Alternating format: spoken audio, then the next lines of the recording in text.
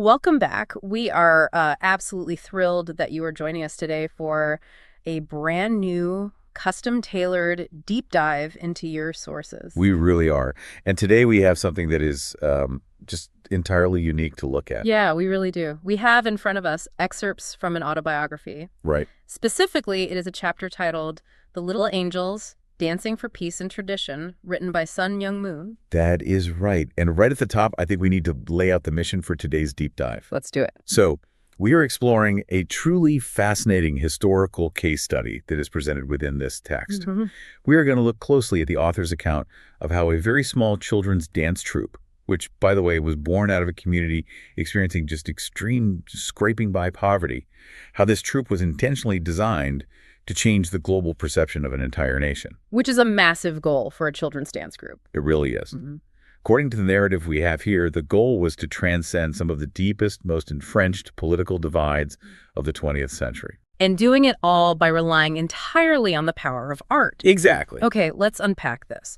Because the contrast that is established at the very beginning of the source text is, well, it's just staggering. It paints quite a picture. It does. The author paints this vivid picture of the early days of the Unification Church, and it is a portrait of absolute scarcity. Yeah, we're talking about a community where people simply could not afford enough food to keep themselves properly fed. Right. The text describes missionaries sleeping in unheated rooms. They are laying their sleeping quilts down on bare cement floors. Just freezing conditions. Oh, absolutely. And when it came time to eat, the author notes they would stave off their hunger by eating just a few cooked potatoes, or they would eat barley while the rest of society was eating rice. It is a level of deprivation that demands, all of your daily energy just to survive. Yes. And that stark sensory imagery is exactly what makes the events of 1963, as detailed in the autobiography, so unconventional. Right, because you have this community doing everything it can just to keep its head above water. Exactly. They're carefully saving their money, just a few coins at a time. And the logical expected move would be to use those savings to buy better food. Right. Or beds. Yeah, or perhaps some heating for those bare cement floors we just talked about. But instead, the text outlines a completely different calculation. They go in a totally different direction. They do. They use those hard-earned savings to select 17 children to form what they called a Sunhwa children's dance troupe. Which would become known as the Little Angels. Right. Wait, let me just make sure I'm framing this right for you, the listener, because it feels completely counterintuitive. It definitely does. You have people sleeping on cold cement, and instead of buying a heater or a bag of rice, they are funding silk traditional dresses for a children's dance group. Yeah, that is the reality the text presents. The immediate question that springs to mind is, how do you even justify that? I mean, if you are starving, you buy food, you don't start a dance troupe. It definitely defies standard survival logic. But the author's strategic reasoning, as outlined in the text, operates on a much longer timeline. Okay, tell me more about that timeline. Well, at that point in the early 1960s, Korea was largely known to the outside world as just this poor, devastated country that had recently fought a terrible war. Right, the Korean War. Exactly. That was its entire global identity. The text argues that everyone inside the country was so consumed by the daily grind of survival that they had essentially forgotten their own cultural heritage. They had forgotten they had a history extending back 5,000 years. Yes. So the goal wasn't just artistic expression then. No, not at all. It was a calculated campaign of cultural rebranding. Precisely. The autobiography asks us to consider the underlying mechanics of international perception. Okay. The author points out that a nation can insist all at once that it is a people of high culture. But no foreign observer is going to believe that claim if there's nothing tangible to actually show them. Showing, not telling. Right. So the overarching plan was to take these 17 children, teach them how to dance to an incredibly high standard, and send them out into the world. Wow. The objective was to remind the globe, and perhaps more importantly, the Korean people themselves, of the beauty of their heritage. Fundamentally shifting how the nation was perceived on the world stage. Exactly. The way the narrative describes the actual dances is visually striking. It really is beautiful imagery. The text spends time detailing the dancers dressed in these beautiful, full-length hanboks, just gently twirling around the stage. And it highlights them stepping lightly in white Beosian. Which are traditional Korean leggings, right? But what really stands out in this section is how the author uses a sharp contrast with Western dance styles to emphasize his point. Yeah, he throws a little bit of shade there, frankly. He really does. He contrasts the subtle elegance of the Korean dances with Westerners who are accustomed to watching dancers, and I quote here, jump around with bare legs. Or engaging in what he describes as wild dances with twisting and turning without rhythm. What's fascinating here is how the text links the physical anatomy of the dance directly to the psychological history of the nation. Right, the author explains that these movements are not just aesthetic choices made for a pretty stage picture. They are deeply symbolic. Very deeply. He notes that the dancers keep their heads slightly bowed, as if by force, and they move very carefully so as not to draw attention to themselves. Which is such a specific detail. It is. The text explicitly states that these specific, restrained movements were created by a people whose 5,000-year history has been filled with grief. So the dance itself is a physical manifestation of historical sorrow transformed into art. Exactly. That is a heavy conceptual weight to place on the shoulders of 17 children. It is an incredible weight, and it makes the societal backlash they faced all the more intense. Oh, right, because it wasn't universally praised right away. Not at all. The text reveals that right out of the gate, before anyone had even seen the little angels perform, the society around them started heaping criticism on the community. Yeah, the text mentions these outrageous rumors going around at the time. People were claiming that the women of the Unification Church danced naked day and night. Which is quite the accusation. And the critics were pointing at this new troupe saying, oh, now it looks like they have given birth to children who also dance. Just relentless rumors. When you are trying to launch a legitimate cultural ambassadorship, fighting that kind of scandalous rumor mill in the 1960s must have been a nightmare. But look at the mechanics of how the author responds to that criticism in the text. This is a crucial lesson in narrative control. How so? He didn't respond with an angry press release. Right. He didn't launch a defensive public relations argument. His answer to the accusations of wild, naked dancing was to present the exact opposite on stage. The delicate, rhythmic, highly disciplined movements of children fully clothed in traditional dress. Exactly. He wanted the critics to sit in an audience and see dancers stepping lightly and respectfully in their white Beosian leggings. The art itself functioned as the rebuttal. It did. It is a fascinating way to reclaim a narrative without ever having to raise your voice.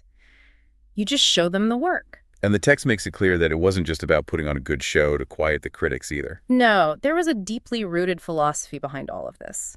The author details a specific framework regarding tradition and education. Yes, and this is where the autobiography really moves from historical recounting into philosophical territory. Let's break that down for the listener. So the text argues that there are two vital things a generation must leave to its descendants: tradition and education. And he defines tradition in a very specific way. Right. The author defines tradition as the soul that allows a people to continue. If a society loses that soul, it will eventually fail. And education. Education, on the other hand, gives a society the power to live with new knowledge and objectives. It provides the practical wisdom for living. So you have the soul on one hand and practical wisdom on the other. Exactly. And the philosophy outlined here is that when you appropriately integrate that ancient tradition with new modern knowledge, it gives birth to an entirely original culture. So it is not about just living in the past. No, it is about using the past as an anchor for future innovation. To put that philosophy into practice, the text notes that at the exact same time the dance troupe was founded, they also founded the Little Angels School of the Arts. Which was later renamed the Sunhwa Art School. Yes. And again, we see that same audacity we saw with the initial funding. Oh, definitely. The author notes that their primary purpose was to spread these cultural ideals to the world through the arts.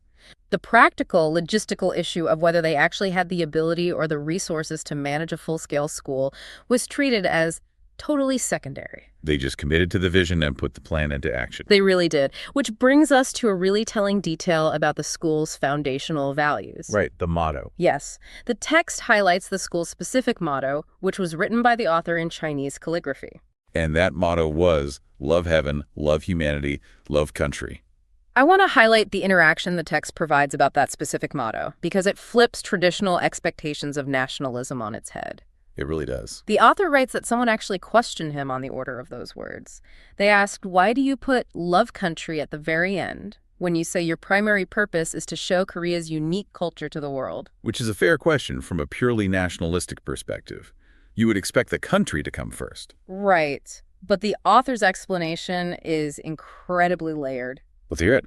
He answered that if a person loves heaven and loves humanity, they have already loved their country. Wow. The act of loving the country is naturally accomplished in the process of those larger, more universal loves. It's a holistic way of looking at patriotism and cultural ambassador work. It really is. The text emphasizes that the little angels never went abroad making loud nationalistic claims. They never stood on a soapbox. They just demonstrated excellence. Yes.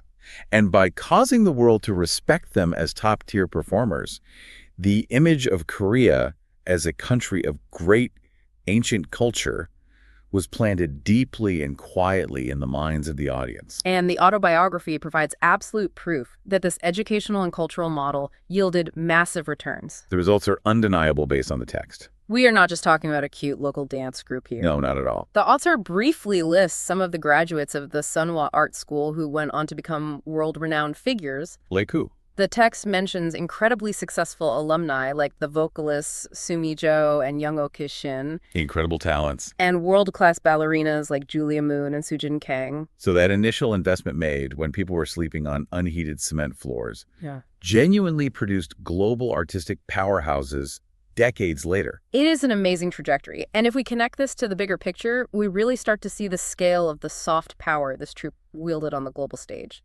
Oh, absolutely. If you look at the timeline detailed in the text, between 1965 and 1990, their international ascent was just staggering. It reads like a list of the most important venues of the 20th century. It really does. Starting in 1965 with their first overseas performance in the United States, they go on to perform in the presence of Queen Elizabeth II. Amazing. They are invited to the U.S. bicentennial celebration to perform at the John F. Kennedy Center. They do a special performance for President Richard Nixon. And they take part in the cultural festival for the Seoul Olympic Games. By simply performing their traditional art, they become known entirely around the world as cultural ambassadors for peace.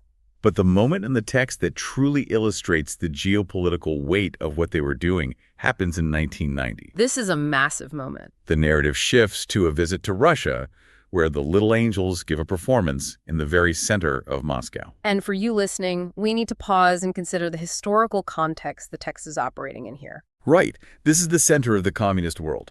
And at this point in time, South Korea and Russia did not even have established diplomatic relations. The political ice was incredibly thick. Yes. And beyond just the lack of diplomatic relations, you have to consider the source of the troupe itself. Exactly. You have a religious organization sending a traditional cultural troupe into the heart of the Soviet Union. The paradox of that is massive. Yet the scene the author describes in Moscow is so cinematic.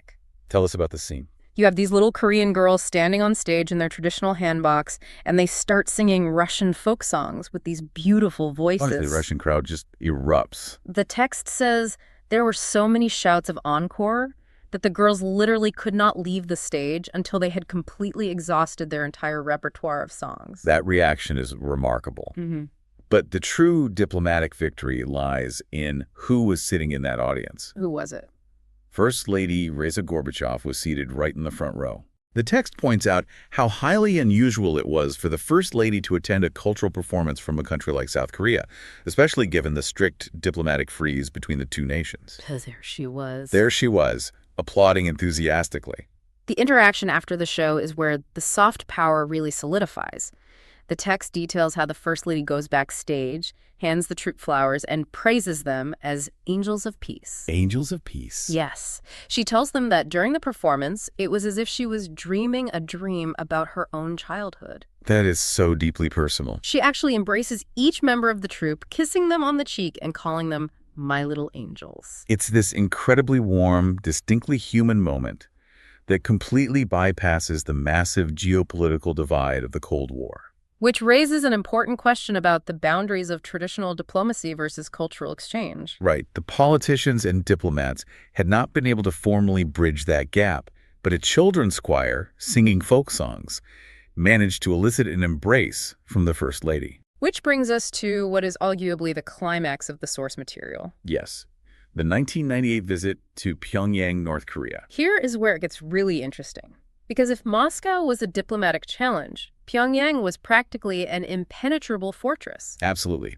The text notes that this is the very first purely private, non-governmental cultural exchange program to take place there. The little angels go to Pyongyang and they perform traditional pieces like the little groom dance and the colorful fan dance. And we have to consider what it means for North Koreans and South Koreans to be in the same room, experiencing their shared heritage. These are people divided by one of the most heavily fortified borders on Earth. Separated by decades of hostile ideology. The reaction from the North Korean audience, as described in the text, is profound. What did the text say happened? The author writes that the eyes of the North Korean people watching the performance were filled with tears. Wow. There was even a photograph captured by a newspaper photographer of a woman in the audience sobbing uncontrollably. The shared cultural memory embedded in those dances overrode the political division of the present moment. That emotional response is vital to understanding the final impact of the troupe. It really is. After the performance, the text includes a striking quote from Young Soon Kim, who was the chairman of North Korea's Asia-Pacific Peace Commission. What did he say? He praised the little angels, saying, "They have opened a narrow path through the dark forest." A narrow path through the dark forest? What an incredible metaphor. It perfectly captures the isolation and danger of that political divide. By simply stepping on stage, they demonstrated that Koreans from the North and the South, who had turned their backs on each other for so long, could actually come together in one place. They could breathe the same air and just watch a performance that belonged to both of them. Which perfectly encapsulates the overarching thesis of the author's text. It does. Throughout this entire narrative, the autobiography argues against a fundamental assumption of modern society. That politics moves the world. Right. We tend to believe that treaties and borders and legislative debates are the primary drivers of human history. But according to the philosophy detailed in these excerpts, it is not politics, but culture and art that truly move the world. The text asserts that it is emotion, not reason, that strikes people in the innermost part of their hearts. Right, because you can argue with reason all day long. You really can. You can debate economic systems or political ideologies until you are blue in the face, and the other side will just raise their defenses higher. But you cannot argue with a feeling. Exactly. You cannot debate the emotional resonance of a song that reminds you of your childhood. The author's point is that when hearts change and become open to receiving new things, ideologies and social regimes naturally change as a result. The text concludes that the applause the little angels received around the world was not just applause for cute kids dancing. No, it was actually applause for Korea's traditional and spiritual culture. And that is the true legacy outlined in these excerpts. The strategy didn't just advertise a culture. It utilized the inherent, undeniable beauty of a 5,000-year-old tradition to bridge worlds that were otherwise completely alien and hostile to one another. They recognize that before you can negotiate with an adversary, you first have to recognize their shared humanity. Exactly. So what does this all mean for you? As we wrap up this deep dive into your sources, we want to leave you with a final thought to mull over. Because we live in an era right now where we constantly try to argue, debate, and legislate our way out of our deep, bitter divisions. We rely heavily on rhetoric, debate stages, and political maneuvering to solve our most entrenched conflicts. But if the core premise presented in this source material holds true, if a group of children dancing gently in white Beozian leggings really can melt decades of Cold War ice and bring hardened political adversaries to tears, what narrow paths through the dark forest might we be ignoring today by relying entirely on arguments instead of art? It really makes you wonder how much progress we are leaving on the table by forgetting to speak to the heart before we try to change the mind. We encourage you to look around your own life, in your own community, for the art that connects us rather than the debates that divide us. Thank you so much for bringing these amazing sources to us and for joining us on this deep dive. We will see you next time.